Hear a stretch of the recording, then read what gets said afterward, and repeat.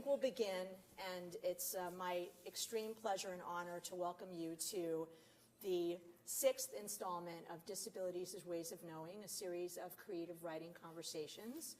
And our focus this evening is the launching of Professor Kuusisto's latest memoir, Have Dog, Will Travel, A Poet's Journey. And when Steve and I first concocted this plan, we thought we would have ferns in the background, you know, but there are no ferns, so you have to use your imagination, which is part of what literature is about after all. And the way this will work is that we will have, of course, a video recording occasion, so we do have a videographer in the back. And I want to thank Sean for coming and doing that with us from the video production unit. We have live captioning, which is to the right of the sign language interpreters, so that is continuously going to document what's being spoken. So there'll be a transcript of that available later. Eventually, we'll have a file of that captioning, which will be synced to the video that Sean is creating for us, and then that will be made available on a public YouTube channel for all the world to access in various ways. So I want to thank the Department of Writing Studies, Rhetoric, and Composition, and the Disability Studies program, and our many, many supporters from different graduate and undergraduate student groups. And I'd like to acknowledge with respect the Onondaga Nation, the indigenous people on whose ancestral land Syracuse University now stands and sits. So Steve Kuusisto is the author of the memoirs Have Dog, Will Travel, Planet of the Blind, which was a New York Times notable book of the year, and Eavesdropping, a memoir of blindness and listening, and of the poetry collections Only Bread, Only Light. Is that right? Yep. Yeah, okay, right on. And Letters to Borges. A graduate of the Iowa Writers Workshop and a Fulbright Scholar, Steve has taught at the University of Iowa, Hobart and William Smith Colleges, and Ohio State University. And of course, currently teaches at Syracuse University, where he holds a professorship in the Center on Human Policy, Law, and Disability Studies, and is a frequent speaker in the United States and abroad. Steve's website is stevenkuusisto.com. We've known each other almost 7 years, and I finally kind of know how to pronounce your name. So it's Stephen Kuusisto. You can practice this at home. It's the most common name in Finland. Yes, but not in Brooklyn. No. What we're going to do is we're going to have an interview conversation, and we're going to intermingle our discussion with some reading of passages, perhaps some outtakes, time will tell, and then we'll at the end have some discussion and questions and audience participation. So Kate Pollack, the Disability Cultural Center coordinator, who's at the front of the room, will have a roving microphone for you. It'll be just like an old-style TV show, but not. So then we'll have a book signing and a reception in the lobby adjacent to this room. And so let's get started. All Great. right? Great. So I wanted to, come on in. Okay. So when did you first get the idea to write the book, Have Dog, Will Travel?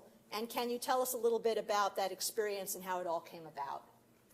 Well, I must confess, I did not have the idea. Simon & Schuster called me up and said, we'd like you to write a book about guide dogs.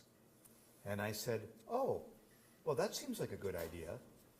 And then I thought, rather naively, this will write itself, because I'll talk to people who train guide dogs, and I'll talk to people who have guide dogs, and all of this material will just assemble itself, and all I'll have to do is just orchestrate it. And so when Simon & Schuster said, and can you have this book in a year? I said, sure. Then I went to the guide dog school and talked to trainers of guide dogs, who really are remarkable people, but they didn't have much to say. And I went back to the guide dog school a second time and talked to trainers, and they still didn't have much to say. Then I went a third time, and I'm drinking coffee at 6 a.m., and a trainer from Sweden comes and sits down next to me, and he says, I don't know why you want to write about this. It's not that interesting. You make the dog go, the dog goes. It stops, it stops. And then I realized they're all introverts. They train dogs for a living. They go out in the world. They train dogs. They talk to dogs. So it became clear to me then that if I was going to write a book for Simon & Schuster, I better turn it into a personal narrative. And so then I turned it toward celebrating my first guide dog, whose name was Corky, who was a big 80-pound yellow Labrador female who accompanied me to 47 U.S. states. Wow. And 4 foreign countries, and utterly transformed my life. And so I wanted this to be kind of a love poem to her. Can you give a couple of examples? I'm going to go off script. Is that okay? Yeah. We're pretty good at extemporaneous. I'm going to go back to Steve now. Okay. So can you tell a little bit about the idea of it being like a love poem or a testament to Corky? And, you know, what do you think Corky would think of the book? Well, I can tell you that after Corky died, and I was disconsolate, and I held her ashes in my hands, you know, in an urn, and I went out in the backyard in my house in Columbus, Ohio, and I just sat there holding, cradling these ashes. And it dawned on me that Corky would say, there are things to be done today and tomorrow and the next day, and keep moving. And so this is a book about moving. And to that extent, I think she'd really like the book. She'd also like the fact that I say throughout the book that I don't know her. This is one of the things that we tend to do as pet owners a lot. We think we know our pets, but they have rich lives and modes of thought and perceptual awarenesses that we are not privy to. And so in whole sections of this book, I try very hard to reflect on the fact that she's having an experience. Let's say we're at the ocean in the state of Washington or something. That her experience of this is profoundly different from my own. And I try to honor that as well, right? So. Well, you know I'm an animist and that I think everything has sentience and consciousness, and I think that one of the things that is indisputable in your writing, Steve, is your devotion to the life of the mind, but also to themes that connect us with the natural world, and that the dogs are not less important than we humans, and that they are part of a landscape that's committed to a kind of egalitarianism of the species. And so I love what you just said about how we don't really know what Corky would have thought, but we do know she might have liked all the different roving elements of this. And so I was going to ask you what are some of the book's main themes and premises, but also maybe what some of its promises are. Well, so here's a confession. As I was writing the book, I realized that it didn't have a plot. You know, I mean, it's a book about walking, and walking broadly, walking locally. And of course, it's also about my having decided to train with a guide dog and thereby transform my life. So I understood implicitly that I had to write about why would a person wait until they were 38 years old to actually get a guide dog when in fact they couldn't see well enough to navigate the world. Why would you wait that long? And so I knew I had to tell a personal story, which is not unfamiliar to many people in this room, around campus. I grew up with alcoholic parents, and my mother was particularly addicted to alcohol and painkillers. And I spent a lot of my time in my teens and even 20s putting all my mental energy into trying to help her. And she didn't want me to be blind, although it was clear that I was, and of course we had to think about it periodically. But she really thought as long as I didn't manifest any outward sign that I couldn't see, then that was okay. Well, how do you do that? You know, you can't really live that way unless you stay close to home and rehearse all the space that you're going to walk in. And so there I am at 38, realizing that if I'm going to live in the larger world and go places on my own and have a probative, interesting life filled with curiosity, I had to learn how to go places. So that's the backstory of the book. But then, and this is the thing I didn't understand, is that by training with a dog who is absolutely flawless in traffic and is going to help you navigate the most dangerous streets in the world, and learning to trust that dog through a process of training with master trainers, I entered into a Buddhist journey. The book is about opening up to the possibility that there are others who have your interests in mind, about understanding that faith and trust are in fact more than just states of mind, but that they become whole embodiments in our lives. And that when I was going places with this remarkable dog, we became a six-legged creature looking out for each other. And so that becomes the plot of the book, because my premise is that the dog made me a better person, more spiritually awake, more loving. There's a funny moment in the book where I describe day 2 of guide dog training. So you're in a room with 12 other blind people and a group of dog trainers, and you've got your new dog, and the dog is sitting next to you, and the trainers say, now these dogs have been trained with praise, and so you have to praise your dog every day, many times a day. When the dog does something it's supposed to do, you still praise it. And so you're going to be praising your dogs for the rest of their lives many times a day, so now let's practice it. And human beings being what they are, a dozen different people, some people don't have the voice, right? Good dog. He's a really good dog. A gruff old military veteran is a good dog. If Nixon had a guide dog. Nixon had a guide See, dog. He'd have been better if he had a guide dog, maybe. really. Yeah.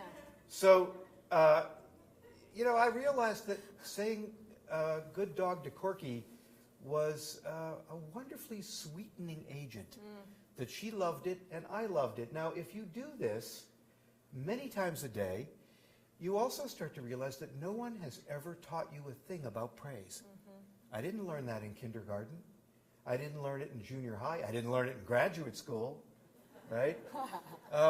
In fact, most of our society is built on competition. We don't take time to praise each other very much, right? So I'm praising a dog all day long. There's lift to that, right? Yes, sure. And you feel yourself becoming gentler. There's a little bit of Mr. Rogers in it, I felt a sweetness that I hadn't known was there. So that's part of the story, right? That in Corky's company, I become not only more trusting and confident, but also mindful of the small things, right? Which is, of course, what poetry is about. So then the book really becomes about continuing to travel with a dog who helps me become more confident, warmer, certainly more adventurous. Right. And so there's like an ethics of affirmation that you're describing. Yeah. That's joyous. Yeah. So would you like to read a passage to us? So yeah, why don't I read a little passage from the book? What have I got here? Oh, that's not that. Here we go. I know what I'm doing. Really, I do.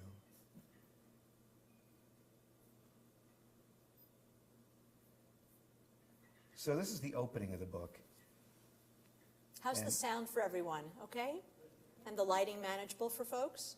Okay, very good. Thank you. So if I magnify this to a tremendous level, I can read with one eye for short periods. So this is how it begins. People ask, what's it like? What's it like walking with a guide dog? How does a dog keep you from harm? Or they say, I don't think I could do that. I mean, what's it really like to trust a dog that way? Truthfully, it's not like anything else. There is no true equivalent to the experience. My wife is an equestrian. Years ago, she was a guide dog trainer. On a horse, she says, you're hypervigilant, aiming to avoid accidents by controlling your animal. Sometimes you and your horse will find a meditative rhythm, but you can't count on horses to look out for you. A guide dog is not like a horse. She looks out for you all the time. What's it like? I can only help you imagine what a guide dog feels like. Say you're in Italy in a swirl of motorbikes. It's Milan with thin sidewalks, confusing street crossings, and barbaric drivers. Montana Napoleone Street is crowded with what seems like all the people in the world. Let's say you're walking at night to the Duomo with guiding eyes, Corky, number 3CC92. Corky does her thing and relishes her job. She pulls you along but the pull is steady and you feel like you're floating. Her mind and body transmit through a harness an omnidirectional confidence. Why are you going to Milan's famous cathedral with a dog? One of your favorite books is Mark Twain's Innocents Abroad, which contains passages so beautiful you sometimes recite them aloud. Of the Duomo, Twain says, it has a delusion of fretwork, frostwork, that might vanish with a breath. The central one of its great 5 doors is bordered with a bas-relief of birds and fruits and beasts and insects which have been so ingeniously carved out of the marble that they seem like living creatures. And the figures are so numerous and the design so complex that one might study it a week without exhausting its interest. Now it's just you and your dog. You're going there to touch the birds and fruits and beasts and insects carved from marble. Not only are the streets teeming with people, there are skateboarders. Now your Labrador eases left. You hear a clatter of wheels. You think how Milan must be dangerous for skateboarding with its jagged paving bricks, broken sidewalks, and Vespas like runaway donkeys. Motorbikes plunge through crowds. Someone does a dance with death every 20 feet. The city is a fantastic, ghastly place. In the midst of this, your dog is unflappable. Trained to estimate your combined width, she looks for advantages in the throng and pulls ahead because the way is clear, or she slows suddenly because an elderly woman has drifted sideways into your path. Sometimes she stops on a dime, refusing to move, which she does now. There's a hole in the pavement. It's unmarked. There are no pylons or signs. A stranger says it's remarkable there aren't a dozen people at the bottom of the thing. Corky has saved you from breaking your neck. She backs away, turns, then pushes ahead. It doesn't feel like driving a car. It's not like running. Sometimes I think it's a bit like swimming, a really long swim when you're buoyant and fast. There's no one else in the pool. Yes, this is sort of what it's like, but there's something else. A keen affection between you and your dog, a mutual discernment. Together, you've got the other's back. So that's the opening couple of pages.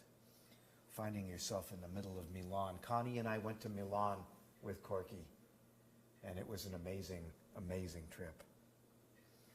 Well, the images are so vivid, and it's funny when we were talking about planning this and how it would go. It didn't occur to me that I would have to keep talking after listening to you because I'm about to weep because it's so beautiful, but I'll continue because I'm a professional. Yeah, professional. Yeah. So I wanted to ask you, you mentioned Mark Twain, and certainly I know that you shared with me a bunch of different examples of the kind of soundtrack of the text and some of the music that's informed the text and music that's referenced in it. And so I was wondering if you could tell us a little bit about some other writers and the musicians and artists and creative folk who had a particular influence on your life when you were working and when you were affiliated with Guiding Eyes. So I did write a book called Eavesdropping, in which I travel around the planet listening to soundscapes and then reporting on them.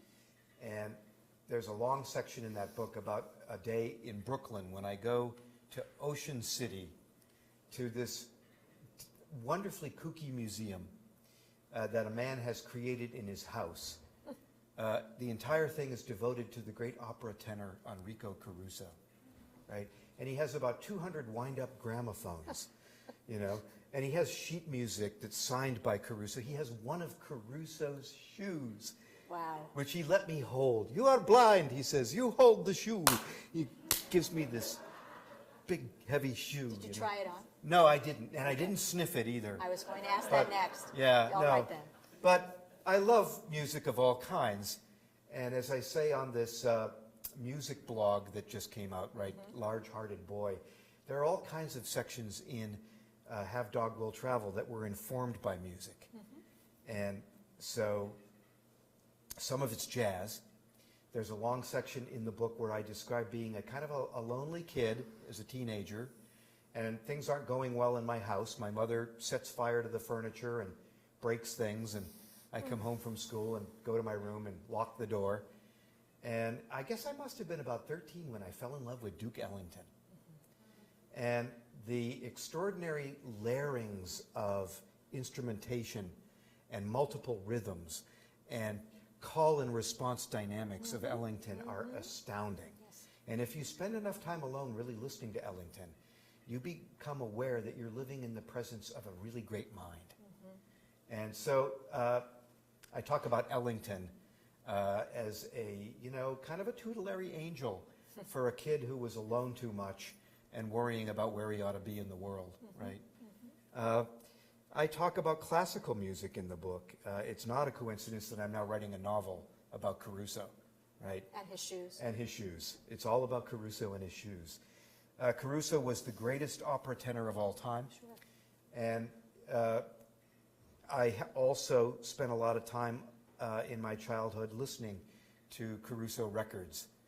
And that voice entered into me in certain ways that change your life completely. And so there are all these subtexts of music going on in the book. I make a little joke in the book about the rock group Derek and the Dominoes with Eric Clapton, because when I trained with Corky, there's a great version of the old blues standard Key to the Highway that Derek and the Dominoes do, with Clapton playing the blues slide guitar. And as Corky and I were training at first and really plunging into city traffic for the first time, I had that song going in the back of my head. We got the key to the highway. So, yeah, a lot of music in the book, no doubt about it. And I think we all carry music around with us, don't we? I mean, it's not just the earbuds and the iTunes portable devices. We've got music from childhood and music that transformed us in some way that remains really a secret friend that we carry around. So there are lots of poets in the book that I allude to who had an impact on me throughout my growing fascinations with poetry. One that I mentioned, I think, more than once was the great American poet. He's still among us, Robert Bly, who was the first American poet to introduce the great Chilean poet Pablo Neruda to American audiences. And, of course, the sensuality of Neruda is also there in the book in many different places, where I'm looking for ways to talk about the ordinary in terms that are mindful of the fact that even the most ordinary thing is astonishing, right? Which is what poetry does, right? So in one of the ways that I called the book A Poet's Journey, Simon & Schuster thought, it should be called Have Dog Will Travel, A Blind Poet and His Travels or something. And I said, no, because it's really only a little bit about blindness. I mean, there's blindness in there. If you're looking for blindness, it's in there. But, it's really... There's a lot of stuff going on in that book that has to do with Thich Nhat Hanh and Buddhism and even Christian mysticism. There's a section in the book where I have anorexia as a kid, and I'm not happy with who I am, and I've been in a mental hospital, and I get out, and unbeknownst to my family, I go to the local Episcopal church and I take Holy Communion. And that experience was utterly transforming. I felt that deep down into every corpuscle, and then I began to eat, right? So it's a spiritual book. There's no question about it. And you're talking about mindfulness in an array of ways, and I know that you have a passage where you mention Santayana more than once, and I don't know if you'd like to reference that or maybe read a bit of something that's connected with issues of the sacred and the profane. So let me read this. This is a little passage where I've gone to New York for the first time alone with Corky. when you're in guide dog training, they take you to New York, but you've got a whole group of people following you and taking notes and, you know, making sure that a piano doesn't fall on you and all that kind of stuff. But And if you take the D train, you better be careful. exactly. Right. So now I've gone to New York. I immediately broke all the rules. You're supposed to go home with your guide dog and spend at least 3 months at home. But I didn't. I went home and then immediately went to New York. And I spent 3 extraordinary days walking all over New York City, doing stuff that I needed to do. Sure. Right? So, you know, I didn't ride the D train. I rode the, no, what, maybe it was. I rode out to Shea Stadium. Okay, you took the A. I took the A train, yeah. And then I, you know, went up to the cloisters and talked to a guard up there about the medieval tapestries. And then I took the subway down and out to Coney Island and walked around out there. And I went to a jazz club, you know, and come here, come on. Kaitlyn has a crush on the interpreter. She does. And she can't Sit. really help herself, and Sit. it's all right. So anyway, The dog's a maverick. here's a like- little like passage Kaitlyn. where I'm trying to unpack the ironies of knowing this dog well, but also knowing that the dog has a complex compound life that isn't mine. And that's an important thing to know, right? Because you have to love that dog on its own terms. And, you know, it's not enough to just be making baby talk and pretending that this is a Disney hero. This is a deep animal, right? Well, you So- have like an interdependent relationship with the dog, but the dog's also their own dog. Exactly. So I say You're here, your own person. I say here, many books about service animals suggest that they heal wounded people, but this is a bit of a misrepresentation. Disabilities never vanish. What a dog can do is entice you back into the world. At least that's how a dog thinks of it. I got it. I was not my dog. My ideas about her were sprinkled over us like a garnish, but her instincts, always in my service, were hers. I knew she loved me, but recognized her affection was unrestrainedly alien. Human love is always balloonish, sentimental, but a dog's, well, it's primal, with a pulse, steady. She's asked you in, given you parts of her heart, some energies she keeps, and her life isn't given to cosseted, overindulgent sweet talk, though she likes it well enough. The mysteries of her love and fast intelligence will never be knowable. I learned to like this as she guided me through streets I couldn't see. Meanwhile, the blind kid, because I refer to that child, right, wanted to be liked beyond reason. I felt the highs and lows of service dog life more keenly than was reasonable. Childhood's demand that I act sighted meant I could easily substitute newer fixations. I imagined, for instance, I had to be the best guide dog user ever. I thought I should live so perfectly I'd surpass all others in my appreciation of guide dog life. Oh, and I'd never make mistakes either in my dog handling or my relations with the public. Of course, no one can live like this. Real knowledge is to know the extent of one's ignorance, said Confucius. Blind wisdom was grasping what I didn't know, the upside of restriction. All right, I said. Let's say successful people with disabilities are routinely tested by adversity, and in lieu of being bitter, like the classic American victim who appears on TV talk shows, they say instead, we know nothing with the body is what it seems. Wouldn't that be proper conviction? The folk singer Greg Brown, who I love, has a song with the lines, "You come to me with too much laughter, and I teach you how to smile." The song felt true. I didn't want to be so enthusiastic about dog life I'd pretend by word or deed service dogs are a panacea. In rhetoric, there's a term, proleptic, which means the anticipation of possible objections in order to answer them in advance. Living with a guide dog necessitates both knowing and rehearsing how you'll respond to various types of opposition. You're called upon to imagine the bad moments when your difference will be the focus of public attention. My first true experience of this, or the first time I had to put it in action, was in Manhattan. I walked into a large computer store on 6th Avenue. I wanted to purchase a talking laptop PC. This is 1994, maybe? Wow. As we pushed through the door, a security guard put his hand on my chest. "You no come in. No dog," he said. I pressed forward and the guard stepped back. "Stop! Stop!" he shouted and waved his arms. Customers stared.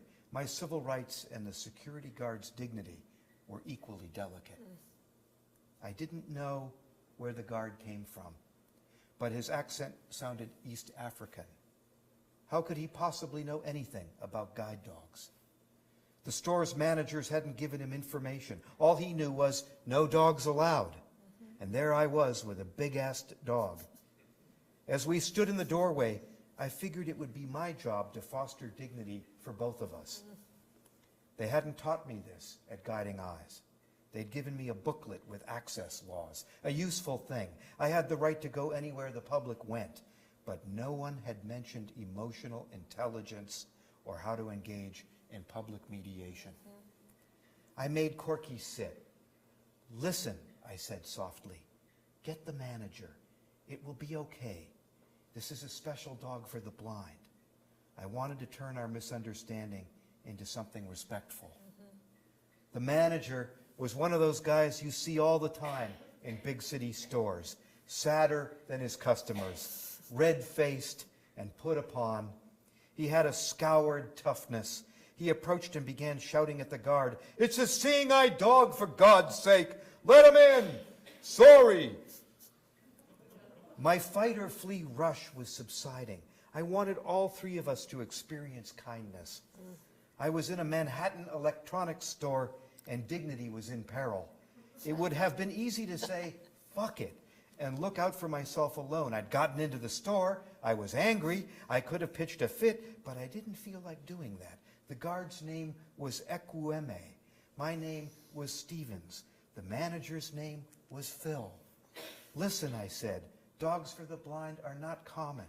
You don't see them every day. Her name is Corky. She's very smart." I let my voice become soft. Ekwueme and Phil both petted Corky.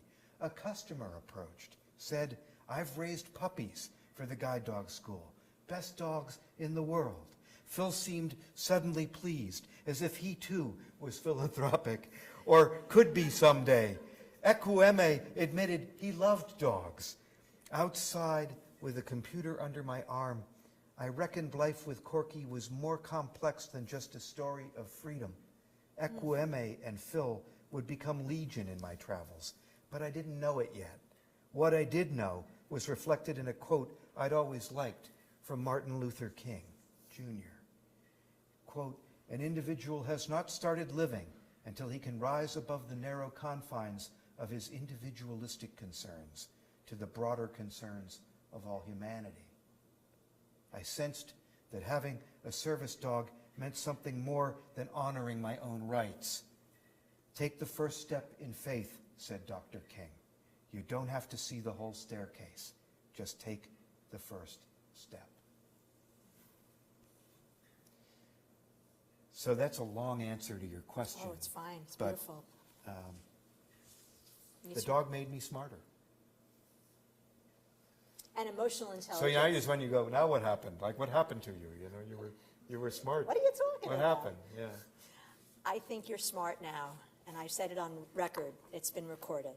So, so I'm thinking about different things we were going to talk about, but also the fact that I want to make sure that we have time for the Right. audience to interact. Right. So I think I'll skip to this question Okay. about imagination. And I want to make sure that I phrase this in a way that makes sense to an array of people. So you and I talk a lot about imagination and the vitality of imagination and being imaginative as a way of life and a way of living. And I was wondering if you could share a few recent moments in relation to the text or just in general when these experiential facets of imagination, these choices about imagination, which are certainly connected to mindfulness, have been especially significant to you, since I imagine, yes, I said that these are probably daily, and there are lots of different illustrations. So however you want to think about that, and then we'll take some questions from our esteemed and beautiful guests. So I think one of the things that's interesting about poetry, Ezra Pound said, poetry is news that stays news, right? The poem is an exploration into a vague set of feelings and intuitions that you have, but you don't quite know what those feelings and intuitions are about. And so you set out like someone exploring a cave, only instead of a pickaxe and a rucksack, you have a pencil. And not Plato. And not Plato necessarily.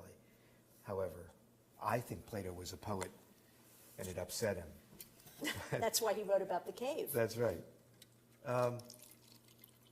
So poetry is news that stays new because you find in the writing of a poem a way of explaining the world, not just to yourself but to others, that each time you come back to that poem still feels fresh. So this is why books of poetry are very thin. You can't do this every day. In fact, you know, one American poet, a great one named Theodore Roethke, said that to write a great poem is like being struck by lightning. You know, it's very rare, and you're lucky in the poetry sense if you get struck by lightning maybe 2 or 3 times in the course of your writing career. I once, with Corky, went to the Bronx in New York, and this is the title poem of that book, Only Bread, Only Light. I borrowed that phrase from Pablo Neruda, who describes going in his early 20s all the way to Asia as a representative of the Chilean government, and he was terribly alone and very, very lonesome. And he says in one of his letters that he's so lonesome that he feels really essentially like something inside a piece of coal.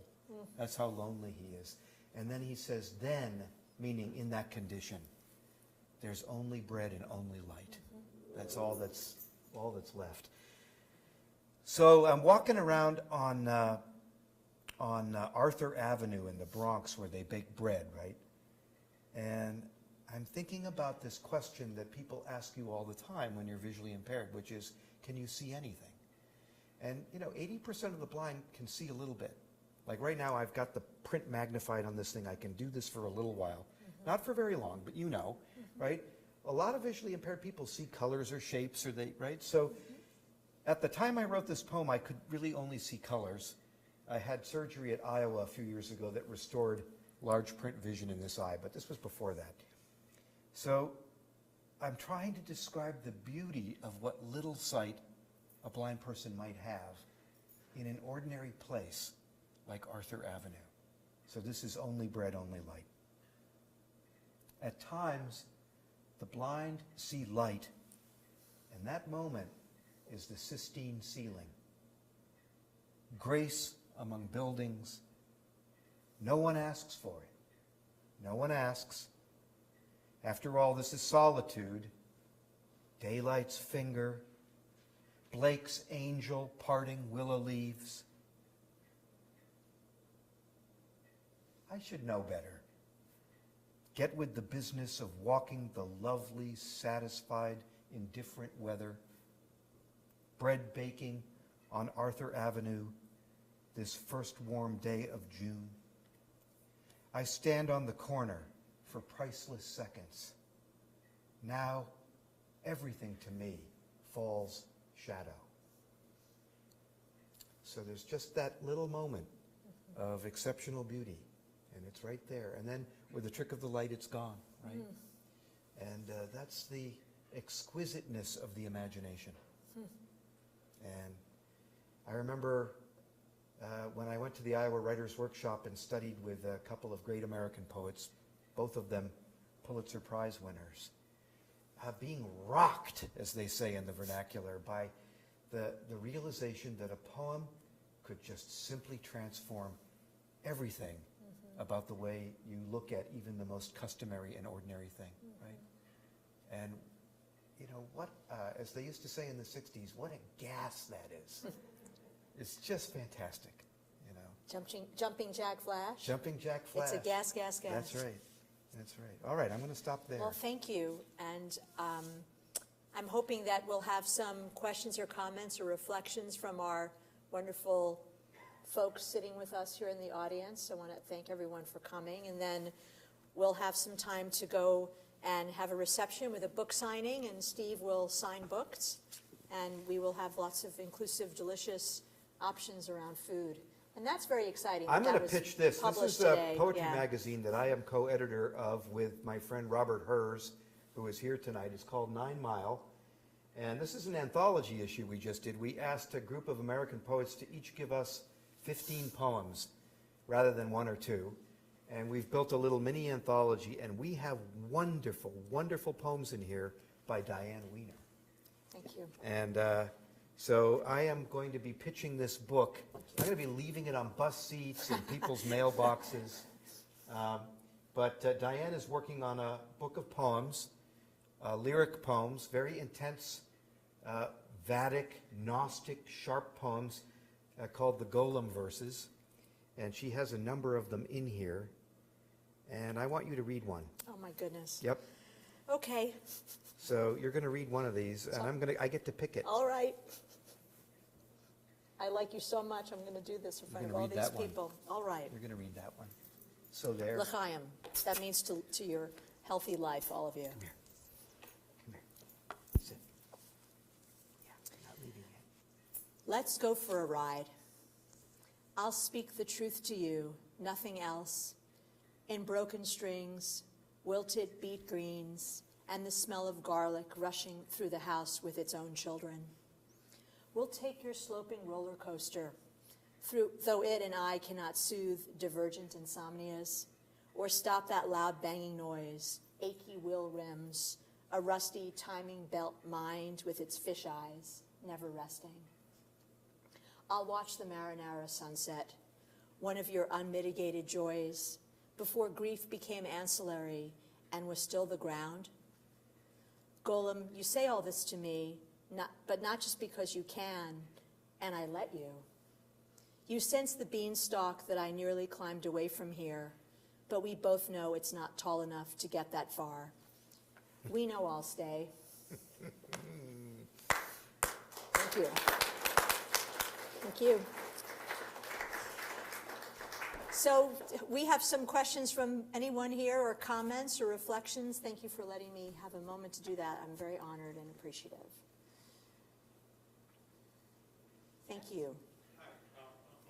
So we have a microphone, and the reason we're using a microphone partly is because we have Doreen Radin and her crew from Caption Advantage who are doing the live transcript for us here. So we need the microphone to have an accessible experience for everyone. Hi, thank you so much, both of you. When you described the taking communion at the Episcopal Church, how it was so moving, it reminded me of a book you might be aware of, Take This Bread by Sarah Miles. And that happened to her. She was an atheist, and it transformed her. So can you articulate anything about that, or is there anything you can say how that was such a moving moment? Maybe you can't, but if you can, please share that. Thank you. Okay. So can everybody hear me? So you have to understand that at the moment this happened to me, I weighed 98 pounds. As of tonight, I weigh 158 pounds. 158 pounds is my proper weight.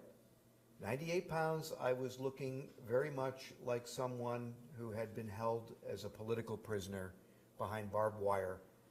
And I was really working hard on destroying myself. Now, we know that boys can get anorexia. We know that anorexia is tied to tremendous elements of depression and obsessive compulsion. And we also know it comes out of low self-esteem, and it can in fact be promoted by a bad family dynamic. Not always, but in this case, that was the case. If my mother was going to set fire to furniture, break things, at one point in the book I describe how she assaulted me with a pair of scissors because I wanted to grow my hair long like George Harrison, my favorite Beatle. And she said, "You look like a faggot." And I actually didn't know what that meant. I said, "What's that?" And she just grabbed my hair. And I shoved her, and she fell into a trash bin. She kept a huge, 10-gallon trash bin in the kitchen because she couldn't be bothered to take the trash out.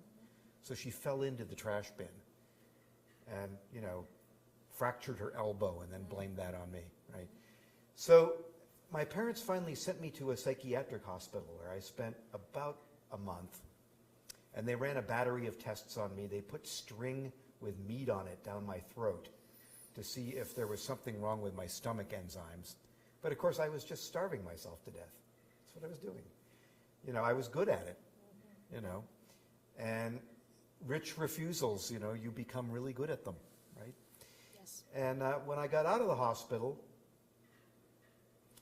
inexplicably, I just got up one morning and went to the church. Now, there's a famous poem by Rilke that says, "One morning a man gets up from his house and walks far because there is a church in the east." And the poem goes on to say he's left his family behind. The dinner table is still there, the dishes and the glassware. The family is still there, but he's wandered off because of a calling. Something called me. And I went to the church. I was alone. There were people there. I didn't really know them. And they rang the bell, and they called for communion. And I just went up to the rail. And the breaking of the bread and the wine, frankly, I felt this tremendous sense of wellness and strength and a sudden, real, almost electrolysis, an urge to really live. And that was a transformative moment for me. And I will just say that I felt lucky and graced. I have not forgotten this. I seldom talk about it in the classroom, but in the course of this book, I talk about it. So that's pretty much how that moment came to pass.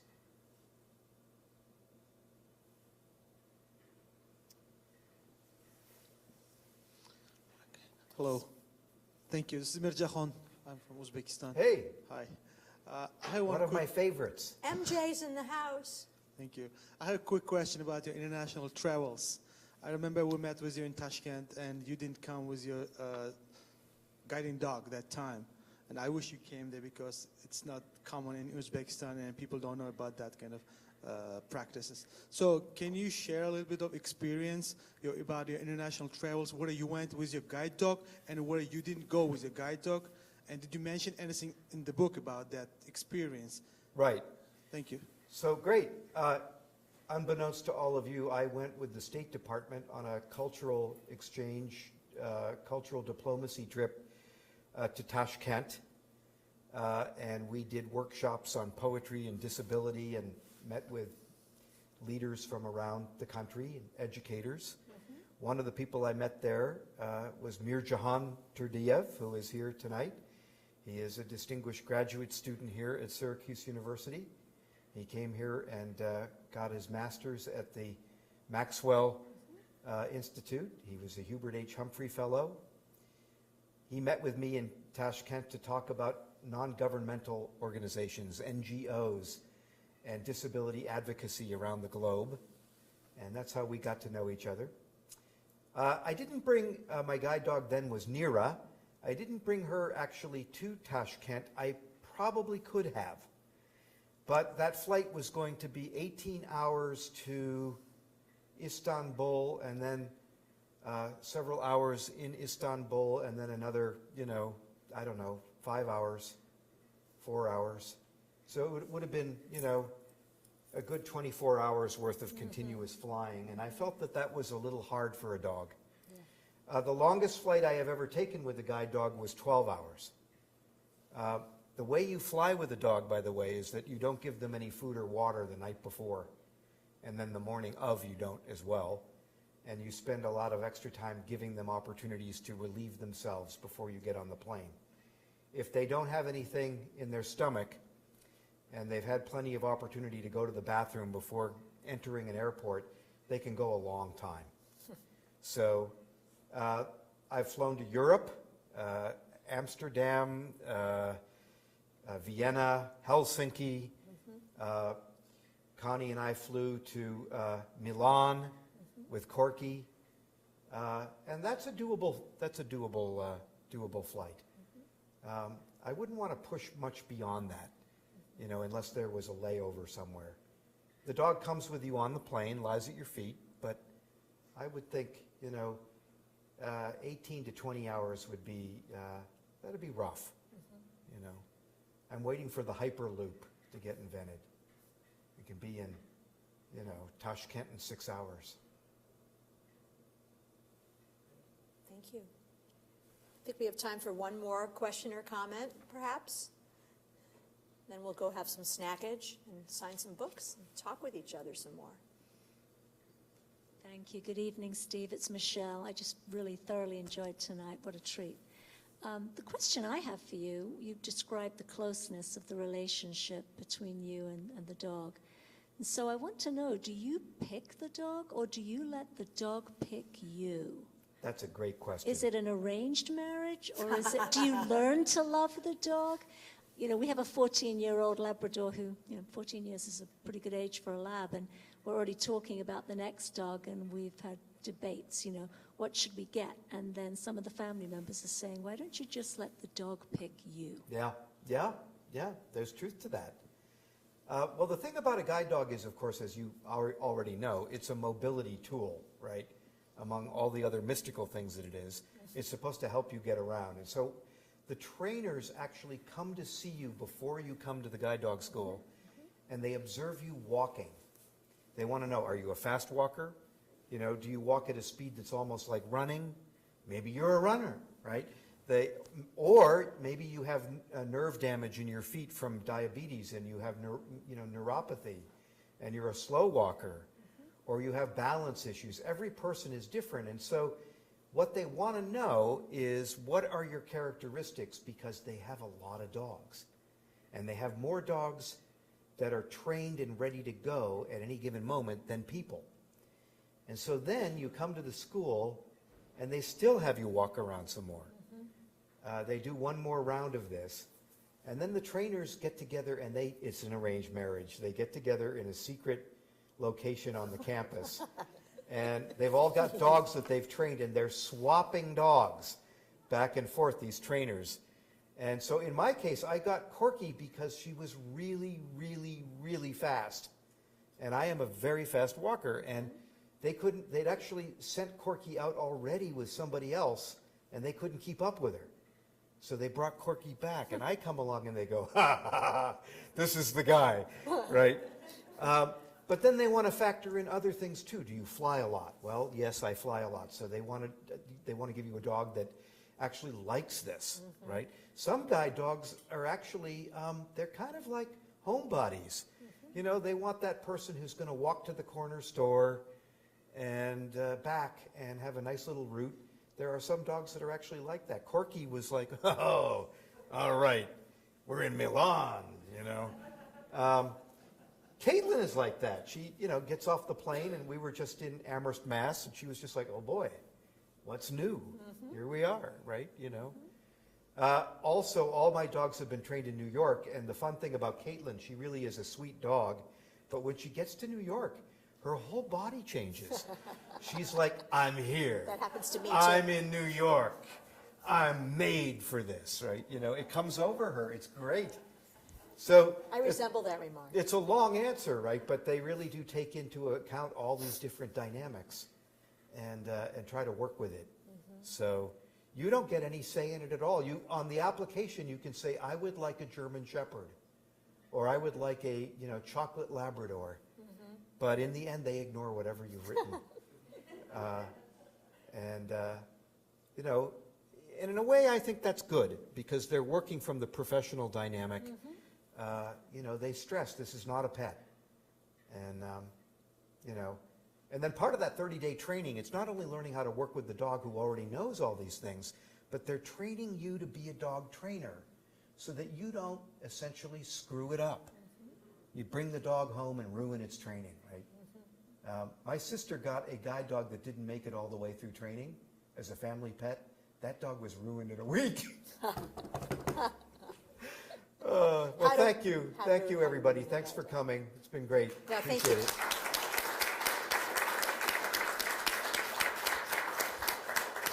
So we have a lot of refreshments. Please eat all of these refreshments so that we can make sure. And if there are leftovers, I know students who are not able to be here will be located so we can make sure everyone's nourished. And thank you all for being here. It means a great deal. And this will be, as I said,